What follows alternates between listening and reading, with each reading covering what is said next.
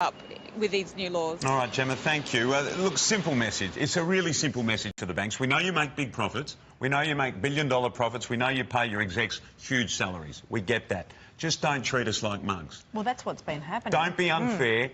Don't take advantage of us. It's got to stop, and it's got to stop now. Well, we just talked about whether there was any alternative, and that's what we're going to talk about in this next segment. And as we've just heard, it's been a very bad week for our banks at the Royal Commission. Our trust in them is at an all-time low. But a new challenger has emerged. A breakaway bank has raised $100 million and plans to take on the Big Four. Now, one of the founders is David Hornery, a former top executive with NAB, and he joins us in the studio. If I can, David, firstly, your reaction to what we're seeing over the last few days? Oh, I don't think anybody can sort of have seen the testimony or read the coverage of the Commission in the last, several weeks without being surprised. I think that there's kind of a two-pronged process going on here. What you just heard there was about what's coming out of the Commission. The Commissioner is clearly being super forensic about what they're actually doing.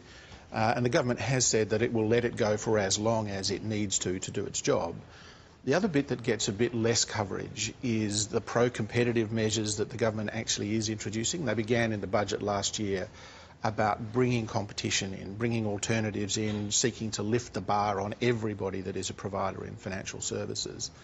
So I think one of the sort of more positive elements of what we can actually do here, and one of the things that drives most sustainable change, is introducing competition, as well as going in and forensically investigating the reality of it. Very nice segue there into your new business.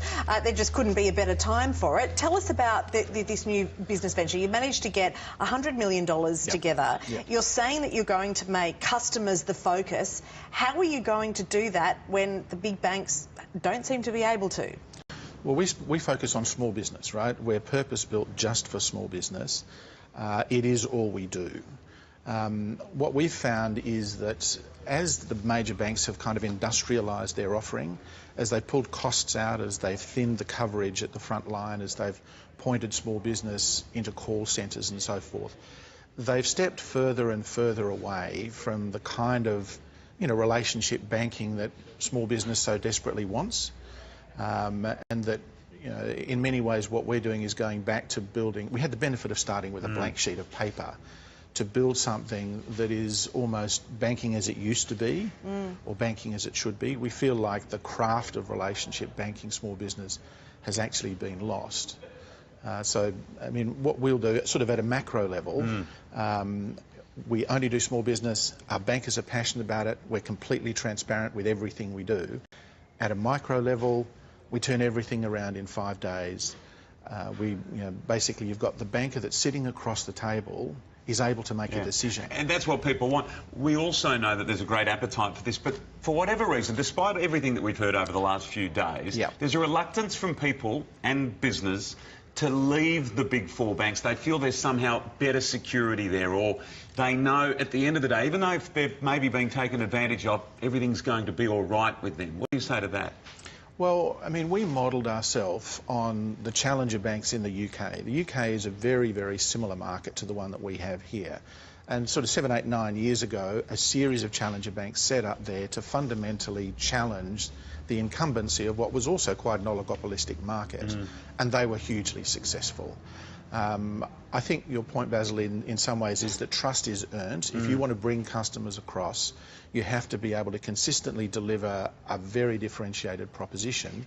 And that's what we've kind of worked for the last 3 years to do. Just very quickly before you go, because the banks have been incredibly profitable for their shareholders, how are you going to be sustainable by offering this customer-based ethos and still stay profitable? Well, I mean, I think the reality is that customers don't mind paying you $1 if you do a great job. If you deliver. Yeah, I mean, if you're there and that you're responsive and that you understand them and that you turn things around and that there's a care factor there, they don't mind paying you $1. And, so we have no sales targets. Right? It's all about a satisfied customer drives the economics. They're the result. There's an appetite for change, David, so we wish you all the best with it. Yes, we certainly do. Good luck. Thanks very much. David Hornery. Still to come this